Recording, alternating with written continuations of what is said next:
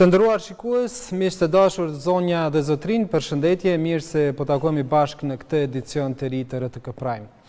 Për CEFT-ën, për procesin e Berlinit, dialogun edhe tjera, për qëndrimet gjermane në mënyrë specifike, do të flasim sonte me ambasadorin e Republikës Federale të Gjermanisë në Kosovë, zotin Jorn Rohde. Mirëmbrëma, mirë se erdhë, ambasador. Good. Hello, Bashkim. Nice to be back. Një gjatë tjeta bashkëm dhe vjen mirë që jam këthy. Zoti ambasador, ka disa javë që Gjermania ka parashtruar një kërkesë në drejtim të qeverisë së Kosovës për zhbllokimin e CEFT-ës. Veprimin që e ka marrë qeveria që të hiqet masa e sigurisë për mallrat në kufi në mënyrë të veçantë në Mërdore, a është ajo çfarë kërkuat ju?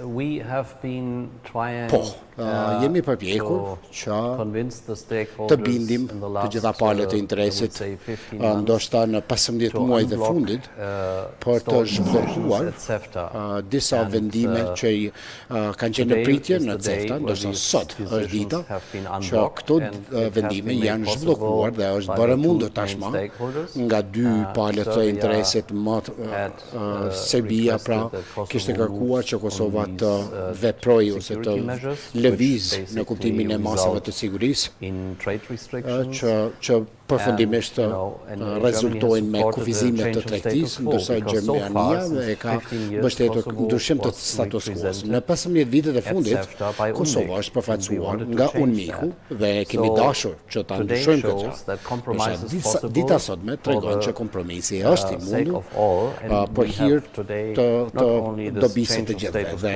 jo vetëm ky ndryshim i status quo-s që Kosova përfaqësohet vetë tashmë dhe jo nga UNMIK-u, por edhe që i keni parë reagimet publike nga ndërkombëtarët, nga shumë ekspertë. Dhe tashmë kemi rritur rrjedhën e lirë të malrave. Ky është lajm i mirë dhe 11 vendime tashmë janë zhbllokuar çdo ditën e sotme dhe shpresoj që kjo frymë kompromisit të vazhdojë të mbretërojë edhe në vendimet e ardhshme. Kosova do të përfaqësohet sipas sandit të saj kushtetues Republika e Kosovës pa fusnot apo me fusnot, zoti ambasador? Yes, Kosovo is represented. Kosova përfaqësohet me atë fusnotën ose asteriskun. Tani nuk është vendi ndoshta më i miri për Kosovën, por që është hap i rëndësishëm.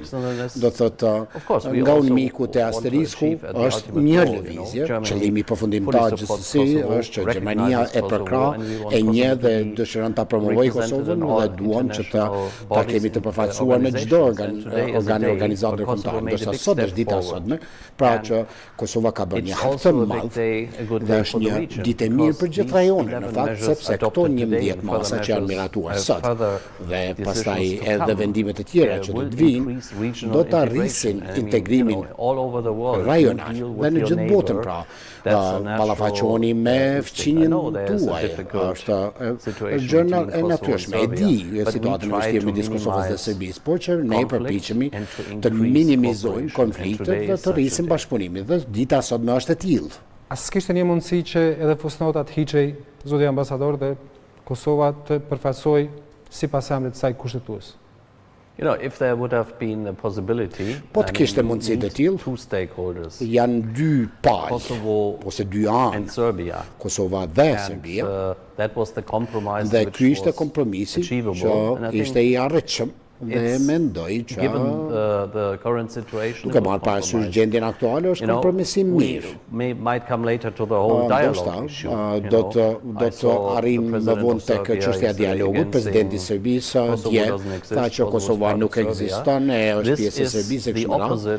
Kjo është e kundërta e klimës e cila na duhet, pra klima e kompromisit, dhe dua ta nënvizoj që kemi bërë shumë punë për të arritur tek ky kompromis.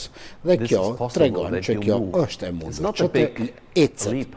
Nuk është ndonjë hap tehet i madh, por që është një kompromis i cili do të lehtësoj jetën stakeholders in the e të business gjitha area. palëve I në can read, çështjen e there's a biznesit. decision on the Pa mund të lexoj facilitation of e-commerce vendim in the për region, decision lehtësimin on e tregtisë interparty elektronike. delivery services. Pastaj It sounds very technical, but for dorëzimin e shërbimeve kështu me radhë. for the Mund të people tingëlloj concerned, teknike, por për it's a big palët step në fjalë forward. është një hap shumë i madh. Po, a zhbllokon edhe ose a garanton kjo edhe pjesëmarrjen e Kosovës në procesin e Berlinit që do të mbahet javën tjetër? I mean, Kosovo ministers, I mean, the Ministrat, Berlin summit do on thëtë Monday, samiti the i 14th Berlinit of të October, hënën is në just 14 the tetor final është thjesht ndoshta ta quajmë kështu takimi final i 5 ministrorëve që janë mbajtur tashmë. Ministrat e brendshëm, pra ministri Sveçla ka qenë këtë javën e kaluar atje. Dhe besoj që kompromisi i sotëm është arritur dhe duhet ta pyesni edhe kryeministrin, por besoj që ai do të jetë të hënën në Berlin dhe është një ditë e mirë, jo vetëm për procesin e Berlinit, pra për palët që janë të angazhuar në këtë proces, por është një arsye për ta shënuar, për ta festuar, në kuptimin që së bashku mund të arrijmë gjëra dhe duke marrë parasysh që kjo ndodh në përvjetorin e 10 të procesit të Berlinit, që është nisur pra ish kancelarja Merkel. Kjo tregon që Gjermania ka qëndruar dhe do të vazhdoj të qëndroj për krah Kosovës, dhe për ta thënë me fjalë të tjera, e bëjmë hapin e radhës. I dërguari Ynë Sarazin ka qenë këtu për një 8 herë të fundit ndoshta në rajon, në një periudhë shumë të shkurtër, dhe me të vërtetë është fokusuar tek arritja e këtij kompromisi. Ambasador, ka pasur shumë debate prej kur është nisur përpjekja për të gjendur ky kompromis. E ka pasur seriozisht Gjermania që do të vazhdonte edhe pa Kosovën nëse nuk do të bëjë ky kompromis me CEFTA-n dhe me procesin e Berlinit, sepse paralajmërimet edhe të zotit Sarazin, por edhe të juaja ishin se nëse nuk ka kompromis, do të vazhdohet edhe pa Kosovën. Yeah. I mean, the challenge was clear. Sfida ishte me të vërtet shumë e qartë. Is it do we need really a na duhen vërtet blokadat ndaj 6 vendeve, nëse 1 ose 2 vende nuk arrin një lloj kompromisi. Unë besoj që kjo situatë ne kemi dashur ta shmangim me çdo çmim. Është si në BE në fakt. Në BE kemi bashkëpunim më të madh midis disa vendeve, qoftë në Schengen, pastaj në euro e kështu me radhë. Nëse 5 vende duhet të ecin përpara, duhet të jeni gjendje ta bëjnë këtë gjë. Dhe kjo ka qenë në fakt ideja këtij instrumenti që ne kemi ofruar, dhe jam me të vërtetë shumë i lumtur që Kosova dhe Serbia janë pajtuar mbi këtë kompromis, ashtu që të mund të mbetemi gjithëpërfshirës. Pra, alternativa po ashtu është e qartë. Nëse procesi i Berlinit nuk funksionon, çka mund të kthehet? Ballkani i hapur. Ballkani i hapur është e kundërta e gjithëpërfshirjes. Pra, kemi dashur suksesin dhe kemi arritur suksesin. E për këtë, nganjëherë duhet të bëhen vendimet ose zgjedhjes shumë të qarta dhe zgjedhjet i kemi bërë shumë të qarta. A ishte sfidues negocimi me kryeministrin Kurti për këtë kompromis? I want to say there are a lot of stakeholders. Më duhet të them që ka disa faktorë, disa palë, edhe është edhe Unmiku dhe dua ta nënvizoj. Unmiku ka qenë gjithmonë shumë ndihmues, lehtësues në kuptimin e arritjes së konsenzusit midis palëve. Dhe kjo është me rëndësi të theksohet. Roli i Unmikut ka qenë dhe mbetet shumë konstruktiv. Sigurisht që ka pasur diskutime të vështira ose të rënda. I keni parë ato intervistat nga i dërguari Ynë për Ballkanin Perëndimor. Pra nuk dua të flas për qumshtin që tashmë është derdhur. Dua të përqendrohem në të ardhmen. Është ditë e mirë e sotmja për Kosovën, për qytetarët, por për gjithë rajonin po ashtu, sepse kjo e shfaq qartë që procesi i Berlinit mund të arrijë suksese dhe nuk të duhet ma Ballkani i hapur, sepse Ballkani i hapur e mbushat vakuumin kur nuk mund të arrihet. Pra, me ecjen përpara siç duhet me procesin e Berlinit, Ballkani i hapur është i pavlerë, thoni ju, i parëndësishëm? For us, the Berlin process Për ne, si pjesë e procesit të Berlinit, është procesi ky që duam të përqendrohemi është gjithë përfshirës, pikë së pari, fokusohet në integrimin rajonal dhe njëkohësisht, paralelisht, i përgatit vendet e Ballkanit, do thotë me ato qasjen meritore drejt BE-s. Pra nuk është që të zgjedhim këtë ose atë. Thjesht mbetet gjithë përfshirës, inkluziv, pra, ka udhëzime ose parime mbi të cilat shtetet anëtare dakordohen. Dhe këto 11 vendimet e sotme dhe është shumë ndryshe nga Ballkani i hapur. Mu për këtë kemi qenë dhe mbetemi për krahës të fuqishëm të procesit të Berlinit. Pra, e përmenda. I keni parë komentet nga Bashkia Ndërkombëtare, ministrja ime, edhe nga ekspertë të ndryshëm, është ditë e mirë. Procesi i Berlinit me pjesëmarrjen edhe të Kosovës edhe të Serbisë me këtë kompromis, ambasadora, mund të ndikojë edhe në tensionimin e raporteve që ka Kosova dhe Serbia dhe të shihet një mundësi për të ecur përpara në dialog? The biggest challenge for me, sfida më e madhe për mua, tani kur përmenda komentet e presidentit të Serbisë dje, është që ta fillojmë dialogun. E për këtë të duhen dy palë që kanë vullnetin për të bërë kompromis, por që politika nga njëherë duhet krijojë atë klimën që është e lehtësuese. Pra, dy palë që janë gati për të bërë kompromisin, dhe në dialog nuk kemi arritur ndoshta në atë fazë. Pra, në njërën anë na duhet që Kosova të paka shumë të ecë përpara të bëjë veprimet për sa i përket asociacionit të komunave me shumicë serbe. Dhe pastaj, Serbia ka nenin 4, nëse është shumë e qartë në marrëveshjen e Ohrit, që Kosova nuk mund të bllokohet nga antarësimi në asnjë lloj organizate ndërkombëtare. Pra, për momentin, e kemi këtë ngecje, e përfaqësuesi i BE-s Lajçak është duke u përpjekur shumë për të bërë hapa në çështje më të vogla, ndoshta aktualisht është vështirë. Është aq e vështirë sa këtë vit nuk mund të mendohet që të ketë një hap pozitiv ambasador, sepse edhe në Kosova është në zgjedhje, edhe e dim qëndrimin e Serbisë. A shihni ju që këtë vit të humbur sa i përket mundësisë për të pasur një zhvillim pozitiv në dialog? I mean, we have sigurisht, këto fushatat zgjedhore ose parazgjedhore nuk është se janë nxitse për dialogun, sepse normalisht secili fokusohet tek zgjedhjet, por nuk është se do të lihen anash çështjet. Kushdo që i fiton zgjedhjet do të ketë të njëjtën sfidë. Thjesht shpresoj, ndoshta mos bëjmë ndonjë arritje të stërmadhe, por që ndoshta mund t'i kthehemi veprimeve ose frymës që ka për fokus rezultatet. Dhe tashma kemi ca rezultate, kemi atë udhërfyesin për energjin, që është në zbatim e sipër. Është gjë e mirë që nuk është se ka shumë lajme në drejtim, po edhe në Evropë. Tashma së voni kemi pasur zgjedhje në Bashkimin Evropian, edhe komisioni do të krijohet së shpejti. Nuk besoj që do të ketë ndonjë arritje kështu të stërmadhe, por që duhet të qëndrojmë në rrugën e duhur. Kjo është më rëndësi. Që të mos dalim nga binarët, po i themi kështu. Globalisht ka shumë ngjarje fatkeqe, e dini, agresioni rus që vazhdon ende në Ukrainë, kemi ato luftimet në Gaza, tash edhe në Liban.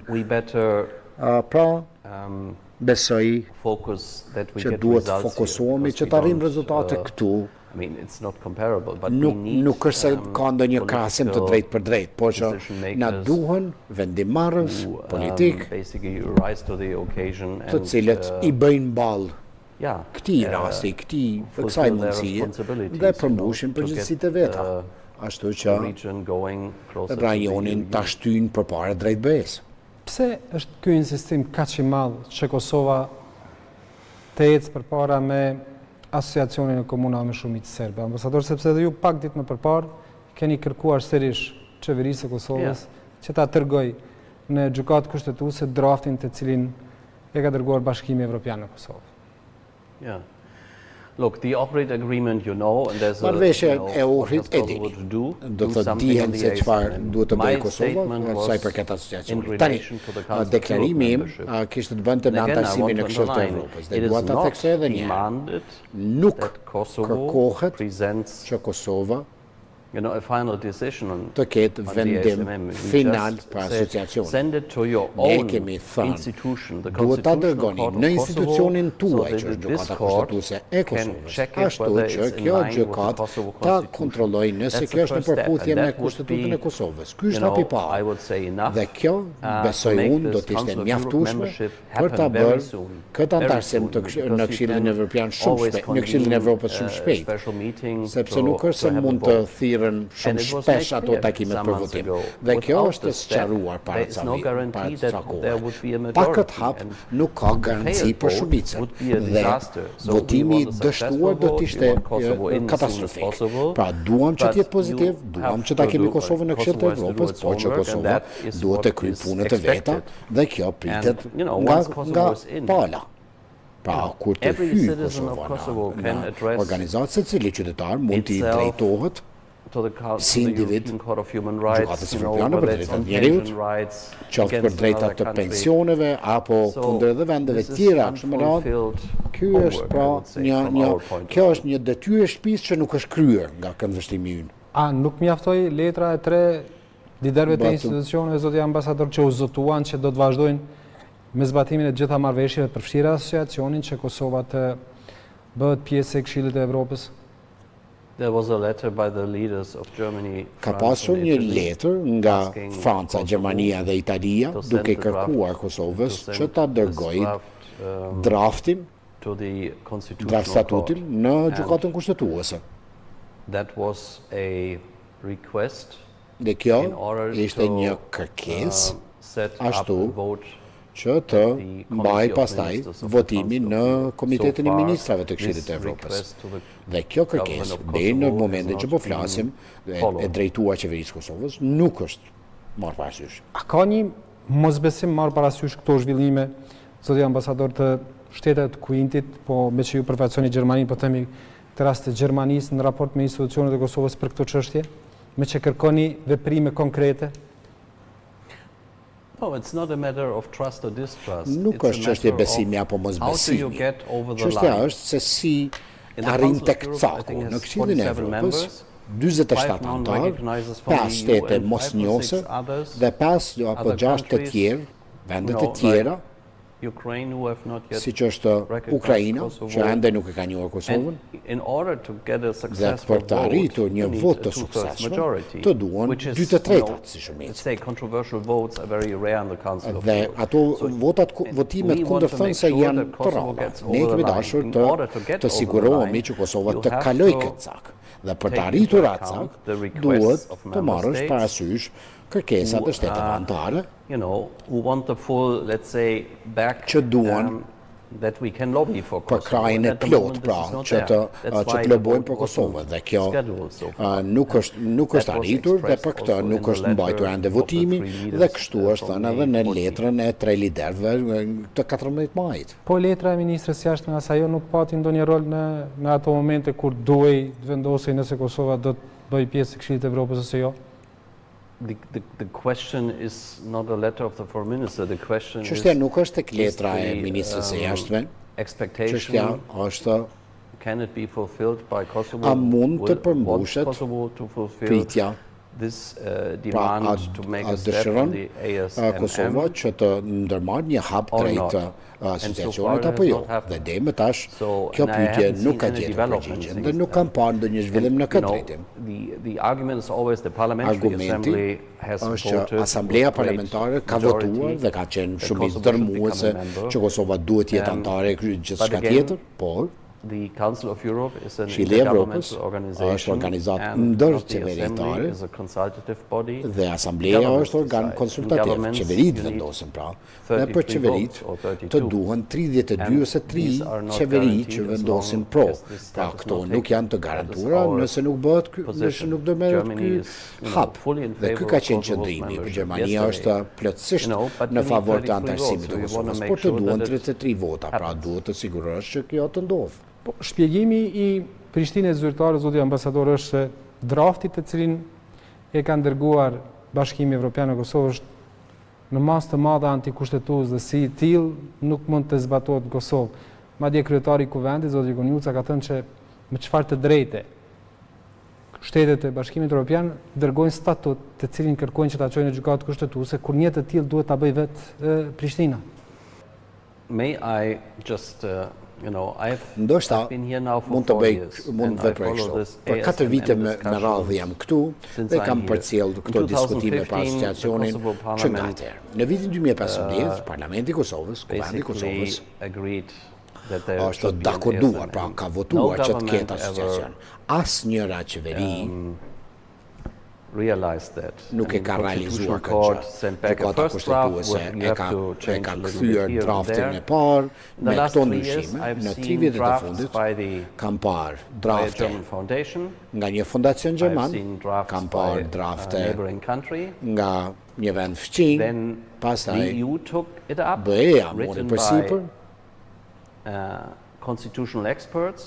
duke shkruar ekspert kushtetues, së drejtës kushtetuese, nga Komisioni Venecias, jam takuar me ca ekspert të tillë, i vetmi organ që nuk ka prezantuar një draft, ka qenë qeveria e Kosovës, dhe ne kemi dashur që ta shtim procesin.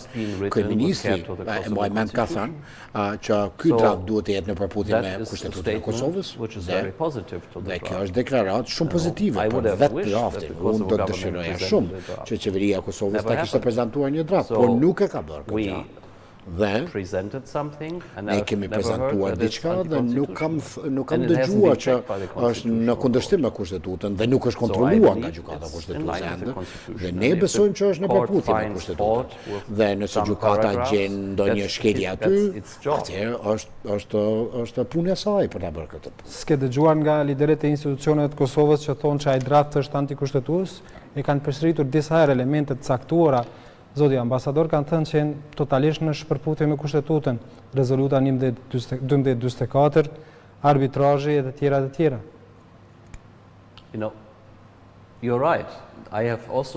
Keni të drejtë, po, e kam dëgjuar këto. Po unë nuk jam jurist, për shembull, pra i mbetet gjykatës kushtetuese që ta vendos këtë, dhe para sa di unë, përmendja e një rezolute është edhe në deklaratën e pavarësisë. Pra, të përmendësh diçka nuk është se mund të ketë relevancë konkrete, por që nuk më mbetet mua të marr vendimin. Janë ekspertët, janë gjyqtarët të gjykatës kushtetuese që do ta marrin këtë vendim.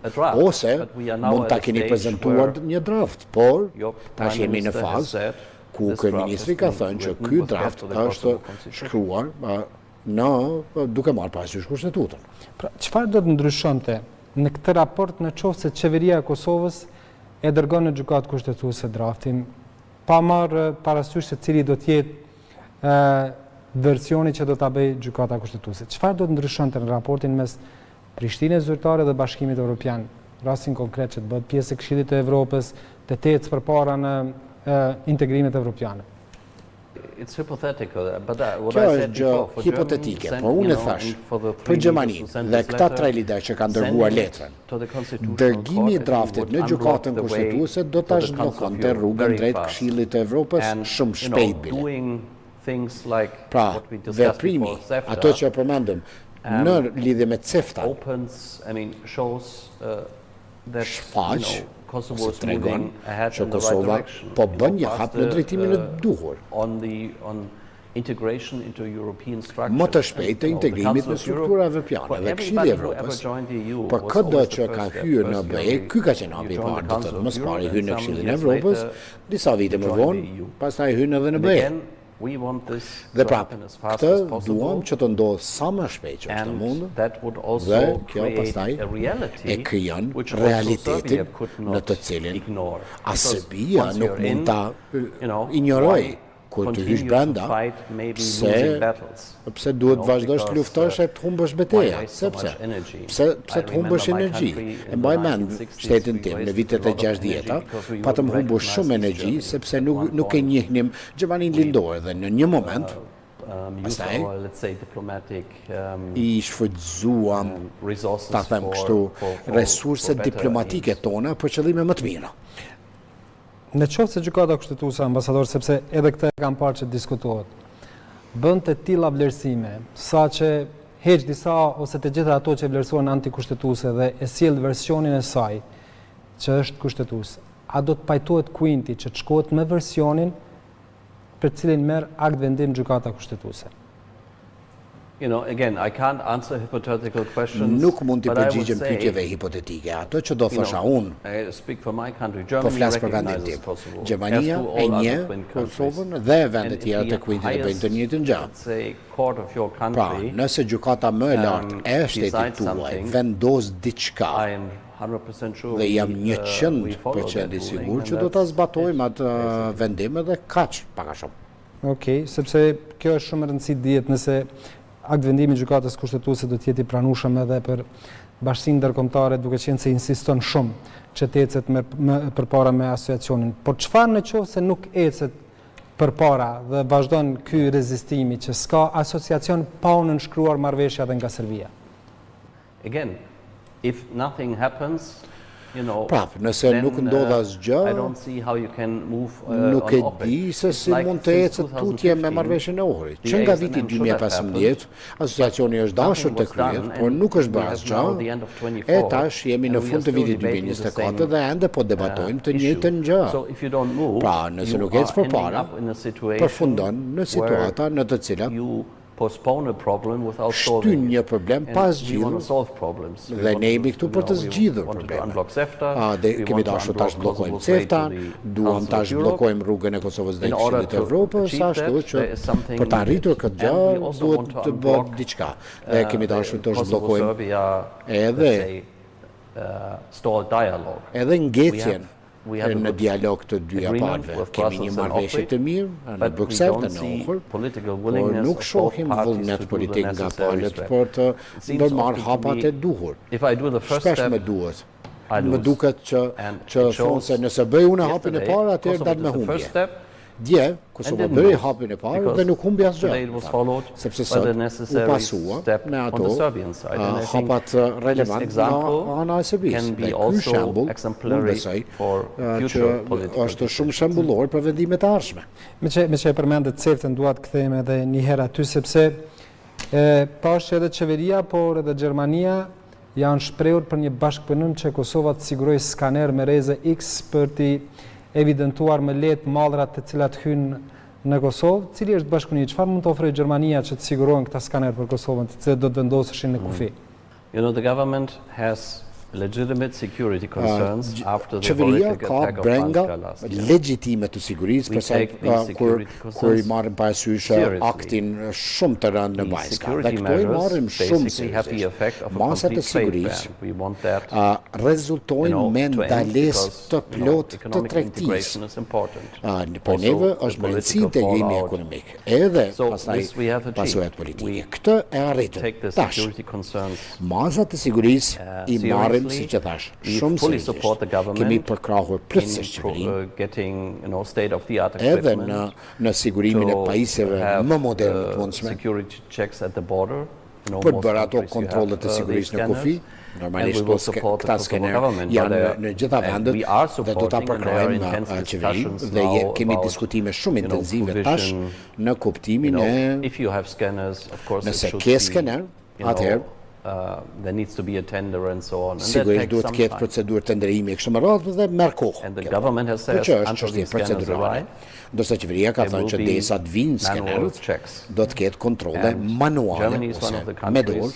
Dhe Gjermania është një prej vendeve që ka vullnetin që ta përkrah edhe financiarisht qeverinë në sigurimin ose prokurimin e këtyre skanerëve. Me që po flasim për sigurinë, sot kanë dalë para gjykate ata që dyshohen se kanë bërë sulm terrorist në Banjsk shtatorin e vitit e kaluar, një vit e pak javë pas atij sulmi, si e gjykoni gjithë atë në perspektivën prej sot? You mean the Banska attack? Yeah. I mean the Banska attack was horrible. What should not happen is impunity. Germany has said it again, and I have said it again. The alleged leader who admitted himself that he was the ringleader of this attack. Still at large. He needs to be tried. Duhet të gjykohet, të ndiqet penalisht dhe të gjykohet. Dhe derisa kjo të mos ndodhë, është po e quaj plagë e hapur. Sigurisht që përkrajnë plotësisht autoritetet e Kosovës në kuptimin e ngritjes aktakuzës ndaj kryesve, janë 3 të arrestuar dhe kështu duhet të funksionojë sundimi së drejtës. Po i pyes në mënyrë eksplicite, sepse ka pasur edhe për këtë deklarata të ndryshme. Për Gjermaninë, a quhet ai sulm terrorist? For me it was a terrorist attack. E kam thënë, për mua është sulm terrorist. Pra, nëse ka tromblona e armë të tilla, i ka gjitha karakteristikat e një sulmi terrorist. Po. Okej, ndërkohë keni mos pajtime me qeverinë sa i përket disa prej zhvillimeve në veri të Kosovës, ambasadore. Keni reaguar edhe ju, por edhe Kuinti bashkarisht për aksionin që e ka marrë qeveria e Kosovës për mbylljen e komunave ose zyrave ilegale në veri të Kosovës. Pse e kundërshtoni atë?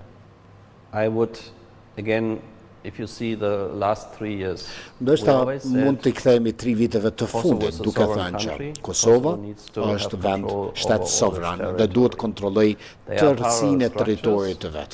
One way to solve it ka strukturat të pushtetit dhe një prej mënyrave për ta zgjidhur këtë gjë është edhe situacioni i komunave. Kemi parë dhe reagimet në vitet e fundit, serbët e Kosovës kanë braktisur institucionet. Ne kemi qëllimin e përbashkët me qeverinë e Kosovës për të ushtruar kontrollin mbi gjithë territorin dhe jo të ketë struktura paralele. E vetmja gjë në të cilën ndallohemi është koordinimi i këtyre veprimeve. Ndërmerr aksione. I would say, in a shotgun. Po e quaj me armë të gjata apo lejon një afat kohor për të arritur të njëjtën gjë, sepse kjo shkakton tronditje të popullatës lokale. Pra, popullata në veri ka marrë pensionet në disa zyra aty dhe pastaj javën vijuese nuk mund t'i marrin dhe shkojnë në Serbi. Pra, nëse kanë qenë 20 vjet pa ligjshme, mund të jenë 20 vjetë dhe 6 muaj. Pra që njerëzit të përshtatën, por jo të dilni të hënën edhe të mbyllni ato. Njëjta gjë ka ndodhur me dinarin. Pse nuk i jep një periudhë tranzicioni? Pra, kemi diferenca për sa i përket metodës ose qasjes. Dhe ndikon edhe tek ne në fakt. Ne jemi ofrues të sigurisë përmes këforit dhe nëse nuk konsultohemi, është një veprim i pakoordinuar. Dhe veprimi pa koordinuar pasaj mund të ketë pasoja për sa i përket edhe situatës së sigurisë. Kemi parë këto incidente. Nuk po flas për Banjskën apo barikadat. Dhe më për këto ekzistojnë masat. Pra kanë qenë reagim ndaj veprimit të pakoordinuar, për cilin kemi këshilluar që të mos e bëj. A ka potencial kaq serioz që veprimet e tilla të eskalojnë situatën që të rrezikohen edhe jetët e ushtarëve gjerman këtë rast dhe të tjerëve që janë në Kosovë? Last year, Vitin e kaluar, 90 ushtar janë lënduar, 30 më rënd dhe disa prej tyre ju janë amputuar gjymtyrët. Pra ka qenë situatë shumë serioze dhe mu për këta, reagimi ka qenë ashtu si ka qenë.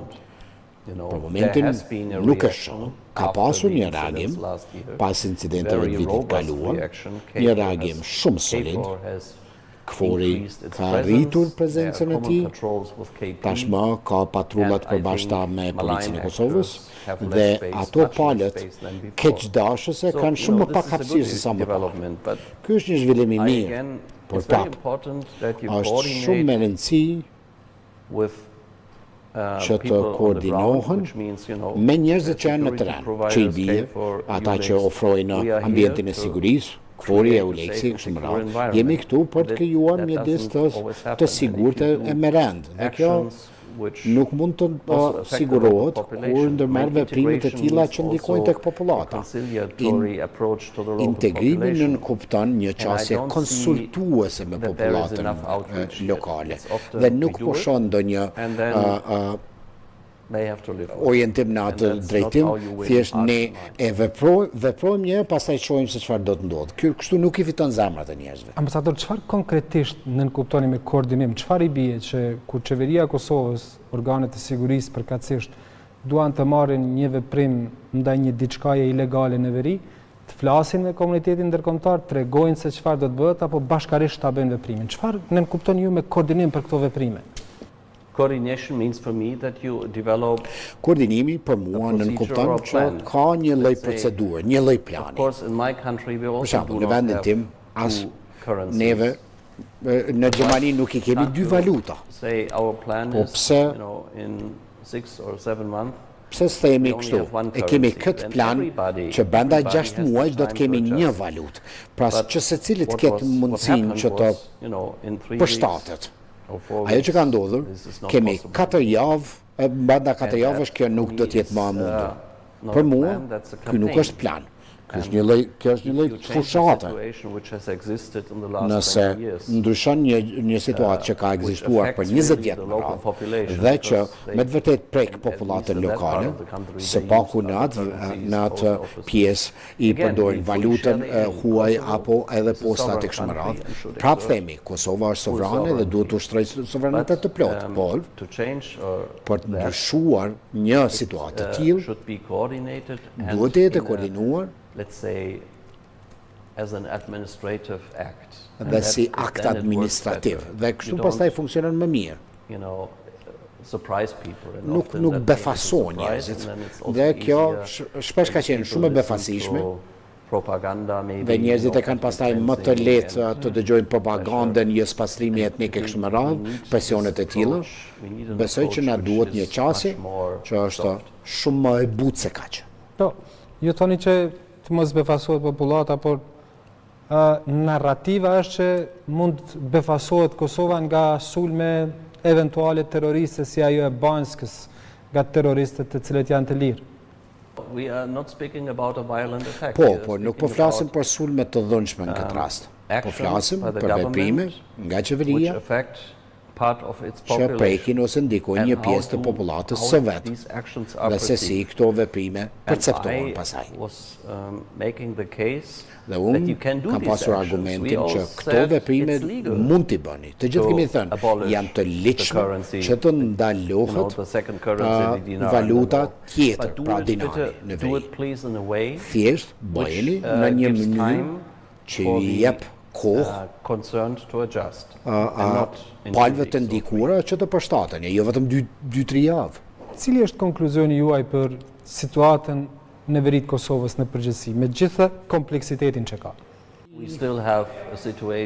Kemi ende një situatë në rrafshin politik, pra flas për kryetarët e komunave që janë zgjedhur me më pak se 2 ose 3% të votave, nuk është ndonjë gjendje e shëndosh. Dhe pra sa diun zgjedhjet komunale do të mbahen vitin e ardhshëm, diku ka tetori, po themi. Dhe kjo do duhet ndryshonte. E për ta ndryshuar këtë gjë, nuk na duhen shkaqe për bojkotim. Dhe nëse politikanët lokal nga popullata serbe e dëgjojnë Beogradin për bojkotuar kështu me radhë, e hiqni vetveten nga loja.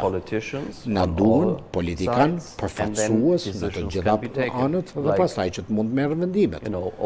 Si për shembull, hapja e urës. Ishin i gjitha deklaratat tona. Ura duhet të hapet, por kjo mund të bëhet në një ambient që garanton siguri. Dhe komandanti i KFOR-it e ka thënë qartë, derisa të mos ketë vlerësim të sigurisë së plot për të hapur urën, sepse mund të shpijej drejt destabilizimit apo diçka të tillë, për të pasur situatë më stabile, të duhet një situatë më normale në veri, duke filluar me politikanë përfaqësues. Zoti ambasador, mbas është edhe pazakonshme që një diplomatik ja bëj këtë pyetje, por duke parë diskursin, sidomos analitik në Kosovë, besoj të janë interpretuar që Gjermania ka qenë ajo që e ka përkrahur zotin Kurti që të vinë pushtet, e ka përkrahur ndryshimin, një nga shtetet që e ka përkrahur. Do doja të marr komentin e juaj si përfaqësuesi i Gjermanisë për këtë. Në fillim kjo pyetje është bërë shumë shpesh në fakt. Ne nuk i përkrahim politikanët, ne i përkrahim idetë. Nëse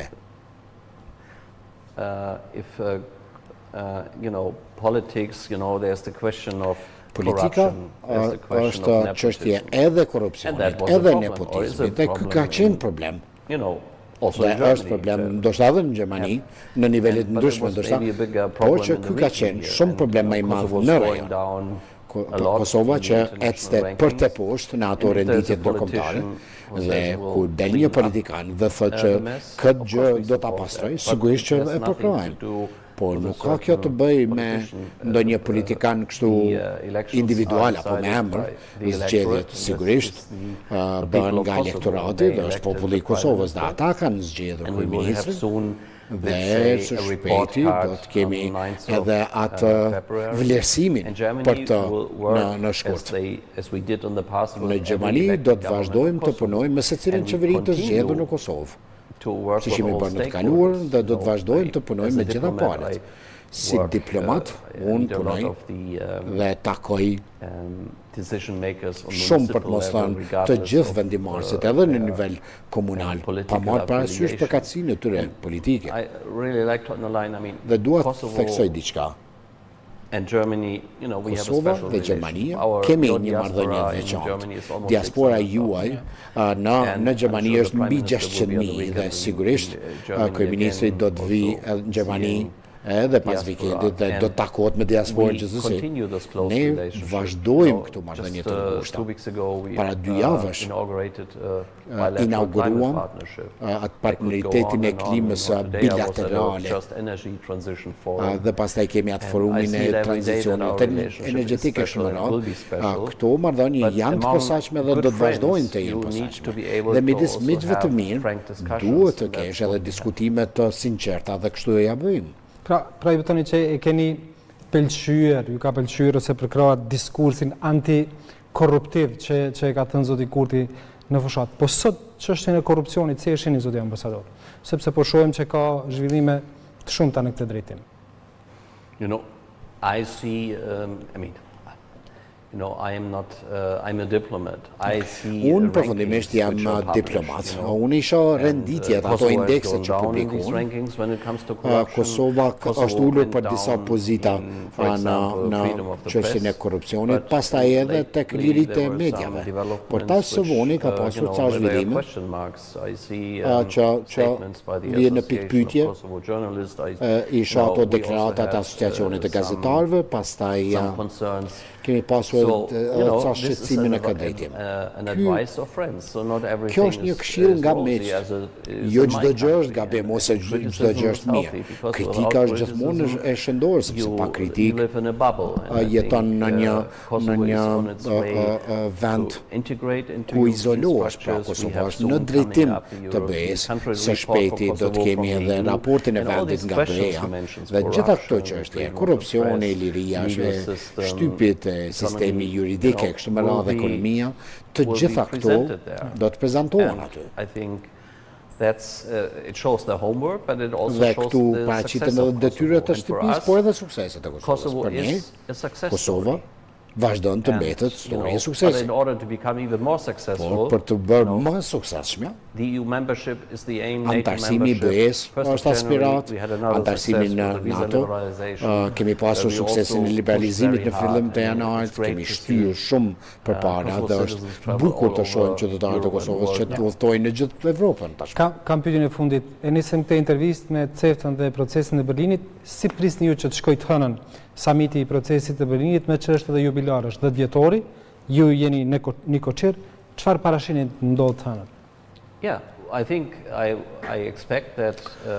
Ne presim që liderët që do t'jenë në Berlin të hënën, do të shënojnë pikë së pari këtë suksesin arritur në CEFTA.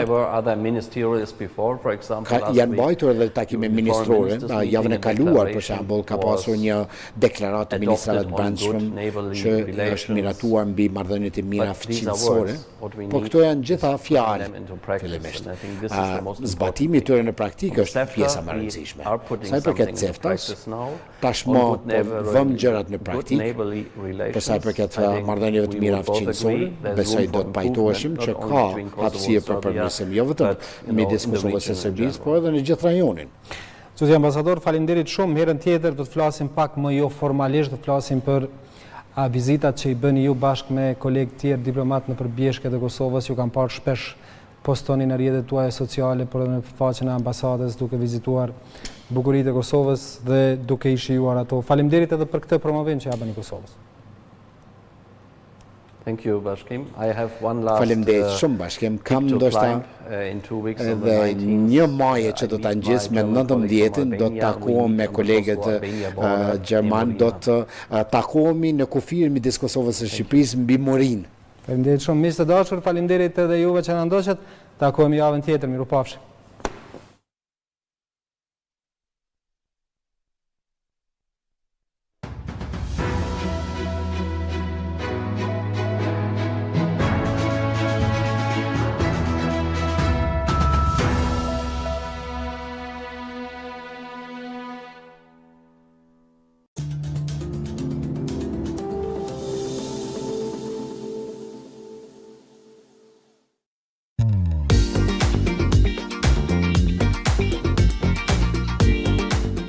Kosova në shënim të progresit dhe arritjeve të reja, ka vendosur edhe rregullimin e profesioneve, si dhe njohjen e kualifikimeve profesionale si shtylla arsimore të angazhimeve tona këmbgulëse. Harmonizimi i kornizës ligjore, zhvillimi tutje i kapaciteteve tona dhe instalimi i praktikave të mira evropiane në njohjen e kualifikimeve profesionale, si dedikim ynë i zotues, po bashkërendohet ngushtë edhe me Bashkimin Evropian përmes projektit mbështetje për njohje të kualifikimeve profesionale në Kosovë. Ekipet tona kanë krijuar sinergji të reja bashkë me ministrit tjera të linjes, me odat profesionale e sektorit përkatës për avancimin e njohjes së kualifikimeve profesionale, si në Ballkanin Perëndimor, ashtu edhe në vendet e BE-s, paralelisht me parafrimin e integrimit ton në Bashkimin Evropian. Fushata vetëdijsuese e informuese për njohjen e kualifikimeve profesionale synon të bartë mesazhin ton te secili profesionist e kontribues i kualifikimeve profesionale, se jemi bashk dhe po punojmë fort për arritje të reja. Suksese të gjithëve dhe një falënderim e veçantë për mbështetjen e drejtanishme të BE-s.